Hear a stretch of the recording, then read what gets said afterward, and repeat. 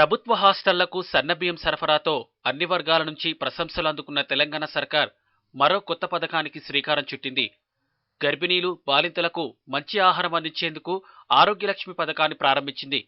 ప్రస్తుతం అమలవుతున్న అమృతహస్తం అమలును సమీక్షించిన సీఎం కేసీఆర్ అందులో మార్పులు చేస్తూ ఈ కొత్త స్కీమ్కు రూపకల్పన చేశారు.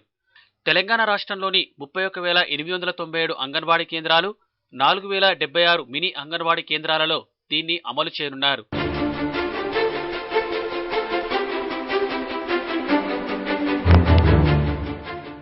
ఏడు నెలల నుండి 3 సంవత్సరాలలోపు పిల్లలకు అంగన్వాడీల ద్వారా గతంలో నెలకు 8 కోడిగుడ్లు అందించేవారు.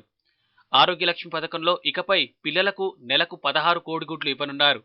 గుడ్లతో పాటు గోధుమలు, పాలపొడి, శనగపప్పు, చక్కెర, నూనెలతో కూడిన 2.5 కిలోల ప్యాకెట్ను ప్రతి నెల మొదటి తేదీన అందించనున్నారు. 3 నుండి 6 సంవత్సరాల పిల్లలకు ఇప్పటి వరకు నెలకు 16 గుడ్లు ఇస్తుండగా ఇకపై రోజుకో ఎగ్ ఇవ్వాలని నిర్ణయించారు. ప్రతిరోజు పిల్లలకు అన్నం, పప్పు, కూరగాయలు, స్నాక్స్ అందించాలని కేసీఆర్ సూచించారు.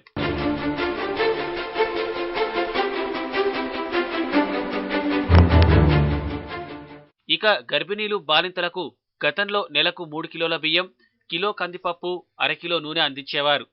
68 ఐసీడీఎస్ ప్రాజెక్టుల పరిధిలో నెలకు 16 గుడ్లు, 81 ఐసీడీఎస్ ప్రాజెక్టుల పరిధిలో నెలకు 25 గుడ్లు ఇస్తున్నారు. అయితే ఆరోగ్యలక్ష్మిలో భాగంగా మొత్తం 149 ఐసీడీఎస్ ప్రాజెక్టుల్లోనూ నెలకు 30 రోజుల పాటు గుడ్లు అందించనున్నారు.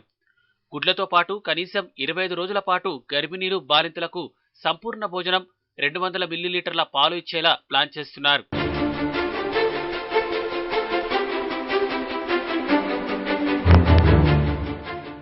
ఆరోగ్యలక్ష్మి పథకం ద్వారా తెలంగాణలోని 5,90,414 మంది గర్భిణీలు, బాలింతలకు 18,20,901 మంది పిల్లలకు పోషకాహారం అందుతుందని తెలంగాణ ప్రభుత్వం ప్రకటించింది.